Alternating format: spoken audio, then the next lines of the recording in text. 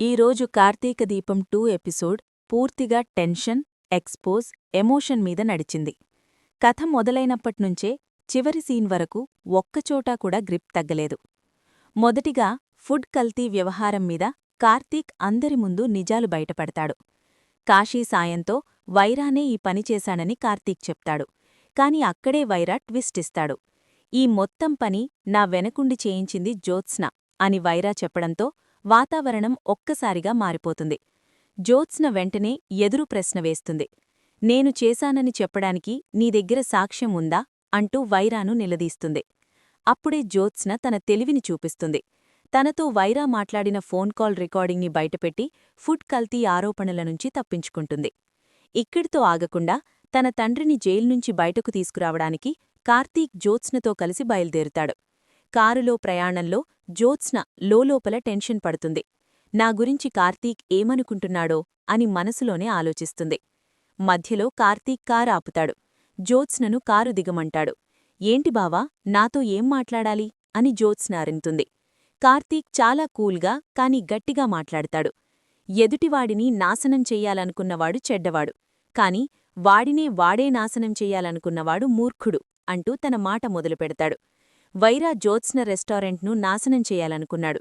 అది చెడ్డదే, కాని అదే పని రెస్టారెంట్ను కాపాలాల్సిన వాళ్లు చేస్తే అని కార్తీక్ అనుమానం వ్యక్తం చేస్తాడు.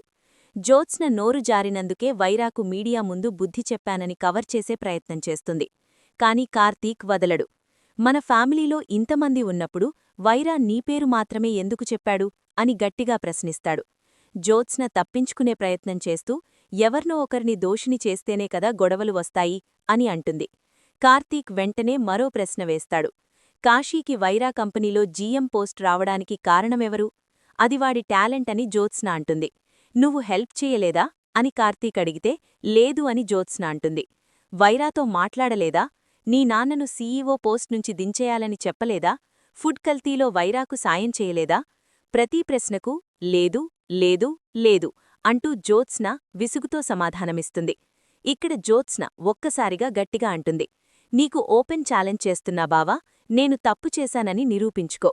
కార్తీక్ వెంటనే కౌంటరిస్తాడు. రాజుకంటే మొండివాడు బలవంతుడు.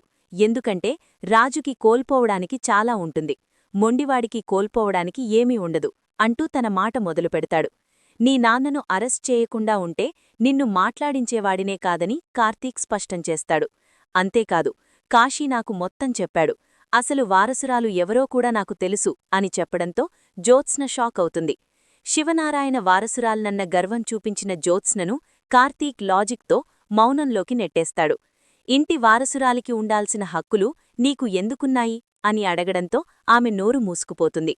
కాశీ ద్వారా కాల్ డేటా, నిజాలు అన్నీ తెలుసుకున్నానని కార్తీక్ చెప్తాడు. ఈ విషయాలు బయటపెడితే నీ గుట్టు మొత్తం రట్టవుతుందని జ్యోత్స్నను హెచ్చరిస్తాడు. అత్తగారి గౌరవం కోసం మాత్రమే ఇప్పటికి ఆగుతున్నానని, నువ్వు కూడా ఇక్కడితో ఆగిపోవాలని, లేదంటే ఎవర్ని ఎక్కడ పెట్టాలో అక్కడ పెడతానని స్పష్టంగా వార్నింగ్ ఇస్తాడు.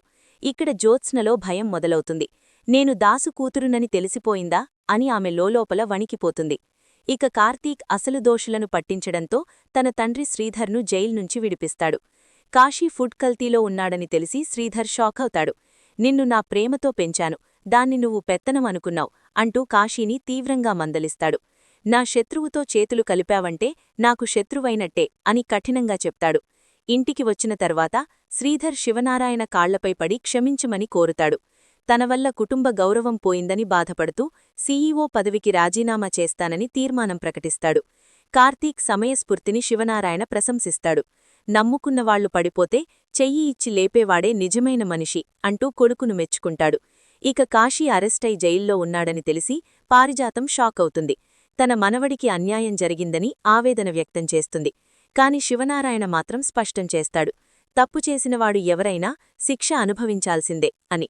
చివరిగా కాశీ పరిస్థితికి కారణం జ్యోత్స్న అని పారిజాతం గ్రహిస్తుంది. ఆమెపై పగతో ఏదో నిర్ణయం తీసుకుంటూ ఎపిసోడ్ ఉత్కంఠంగా ముగిస్తుంది.